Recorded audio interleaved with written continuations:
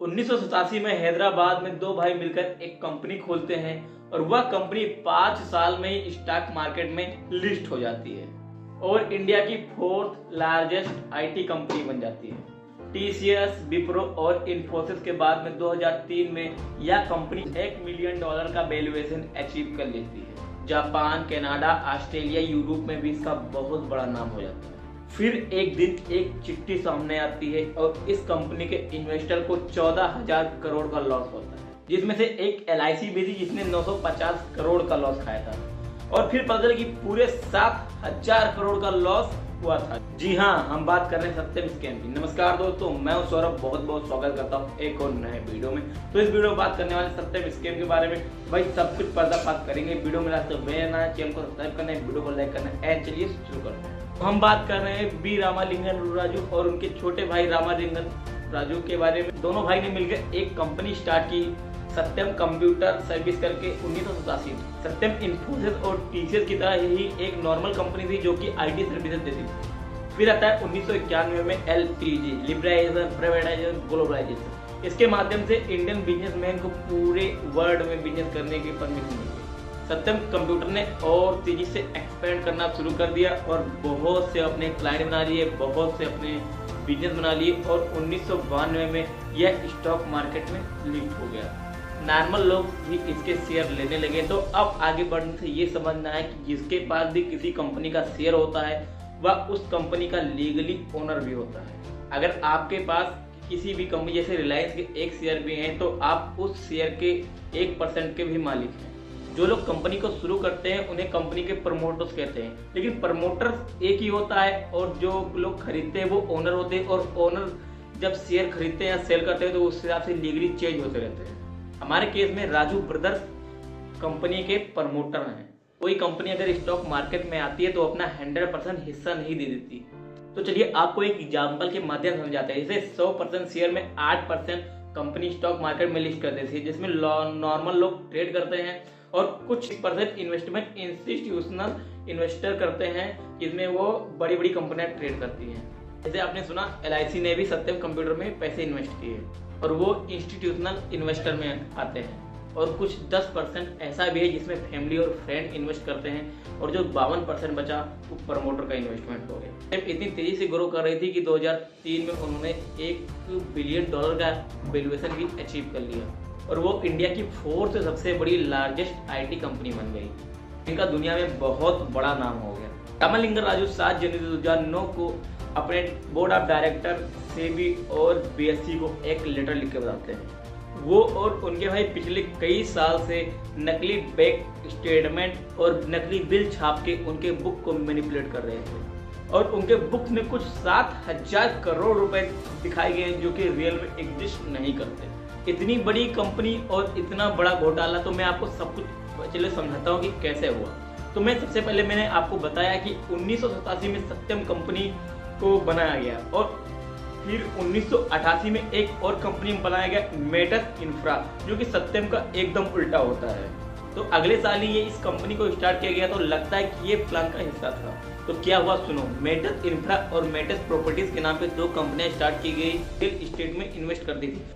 मेटस के साथ साथ इन्होंने 365 और सेल कंपनी खोली।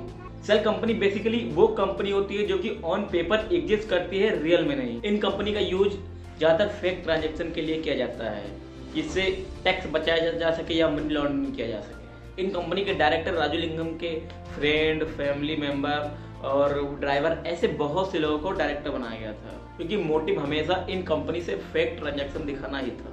राजू ब्रदर्स अपने कंप्यूटर से फेक स्टेटमेंट ट्रांजैक्शन बनाया करते थे, इससे लोगों को ये दिखाया था कि कंपनी बहुत प्रॉफिट कमा रही है। एक क्वार्टर यानी 3 महीने में उन्होंने 61 करोड़ प्रॉफिट को बढ़ा के 649 करोड़ कर दिया। इस तरह से उन्होंने प्रॉफिट मैनिपुलेट किए। राजू ब्रदर्स बहुत ही अच्छे से शेयर प्लेज कर रहे थे। शेयर प्लेज करना मतलब आप शेयर को एज सिक्योरिटी बैंक में दे सकते हो और बैंक से लोन ले सकते हो, या आप और मैं भी कर सकते हैं। यह बहुत ही कॉमन फैक्टर है। जैसे आपके पास अगर किसी भी कंपनी के शेयर है तो आप उस कंपनी के शेयर के रेट के हिसाब से बैंक से लोन ले सकते हैं। उस टाइम में रियल एस्टेट का डिमांड बहुत ही बढ़ता जा रहा था, तो राजू ब्रदर्स जो कि सत्यम कंपनी से अपने मेटस कंपनी में और जो भी सेल कंपनियां थी उसमें सब फेक बिल बना के मनी ट्रांसफर कर रहे थे और इन पैसों को वो रियल एस्टेट में, स्टॉक में, बॉन्ड्स में यूज कर रहे थे और वो ज़्यादातर रियल एस्टेट में इन्वेस्ट कर रहे थे और सत्यम के फेक बिल और बैंक स्टेटमेंट दिखा के लोगों को मैनिपुलेट कर रहे थे कि सत्यम बहुत ही ग्रो कर रहा है और शेयर मार्केट में सत्यम की वैल्यू बहुत ज़्यादा ग्रो कर रही थी, जिसके थ्रू ये दूसरे रियल एस्टेट प्रोजेक्ट में इन्वेस्ट कर पा रहे थे। आप ये सोच रहे कि इनको इससे कैसे प्रॉफिट हो रहा है, ये दूसरी कंपनी के नाम पे रियल एस्टेट खरीदे और इनको कैसे प्रॉफिट हो रहा है। इसे बोलते हैं शेयर्स प्लेजिंग। तो शेयर्स प्लेज करते थे बैंक को और बैंक से लोन लेते थे। ये बेचते नहीं थे, ये गिरवी रखते थे और इस पे कोई टैक्स भी नहीं देना होता था गवर्नमेंट को, तो इससे वो इनकम करते थे। तो इस तरह से राजू ब्रदर्स दो तरफ से पैसा कमा रहे थे, जैसे फर्स्ट प्लेज करके शेयर को बैंक से लोन ले रहे थे, इससे प्रॉफिट कर रहे थे और दूसरी तरफ रियल एस्टेट का बिजनेस करके प्रॉपर्टी खरीद के इससे भी बिजनेस कर रहे थे। तो दोनों तरफ से पैसा कमा रहे थे। तो राजू ब्रदर्स को ये करने में डर नहीं लग रहा था। दरअसल उन्होंने ये सोच रखा था कि जब रियल एस्टेट अपने पीक पर होगा तो ये प्रॉपर्टी को बेच देंगे और जो भी इन्होंने फेक बिल बनाए फिर से फेक ट्रांजैक्शन बनाएंगे और सारा पैसा सत्यम कंपनी में लगा देंगे और सब कुछ बराबर हो जाएगा और किसी को कुछ पता नहीं चलेगा। और साल 2008 आता है, अमेरिका में लेमन ब्रदर्स का स्कैम पकड़ा जाता है और इसका पूरे वर्ल्ड में बहुत बड़ा इम्पैक्ट आता है, लेकिन दरअसल इंडिया में सबसे ज़्यादा इम्पैक्ट रियल एस्टेट पे आता है और रिसेशन के कारण रियल एस्टेट सबसे ज़्यादा डाउन हो गई थी। राजू ब्रदर्स को यह गैप जल्दी जल्दी फिल करना था जिससे किसी को पता ना चले और राजू ब्रदर्स दूसरा प्लान बनाते हैं या अनाउंस करते हैं कि सत्यम मेटस इंफ्रा और मेटस प्रॉपर्टी को एक्वायर करेगी और यह डील पूरे केस में होगी और इसका जो प्रॉफिट होगा इसका प्रॉफिट जाएगा प्रमोटर को। और यह डील होती तो कोई केस की जरूरत नहीं होती, ये फेक डील होती जो कि सिर्फ कागजों पे होती, क्योंकि इसमें कोई पैसा नहीं दिया जाता। जो कि इसके जो भी कंपनी मेटस इंफ्रा और मेटस प्रॉपर्टीज के जो भी डायरेक्टर है ये इनके पूरे फैमिली फ्रेंड वाले हैं, तो ये सिर्फ ऑन पेपर होती न कि केस में होती।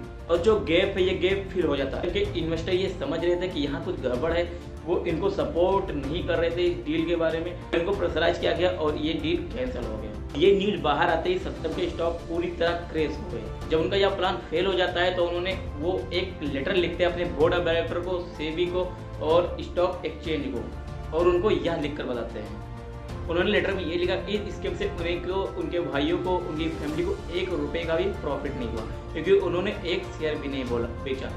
वो सही बोल रहे थे क्योंकि उन्होंने सिर्फ बेचा नहीं था, उन्होंने सिर्फ प्लेज किया था। उनके पास पैसे भी आ गए और वो दुनिया के सामने इनोसेंट बनने की एक्टिंग भी कर रहे थे। इस लेटर से ये पता चला कि कुछ 7,000 करोड़ रुपए ऐसे दिखाए गए थे बुक में जो कि एग्जिस्ट नहीं करते। तो जाते ही सत्यम का शेयर 170 रुपए से गिर के 6.5 रुपए आ गया, जिसमें इन्वेस्टर का 14,000 करोड़ रुपए का लॉस हुआ, जिसमें LIC भी थी जिसका 940 करोड़ का लॉस हो गया।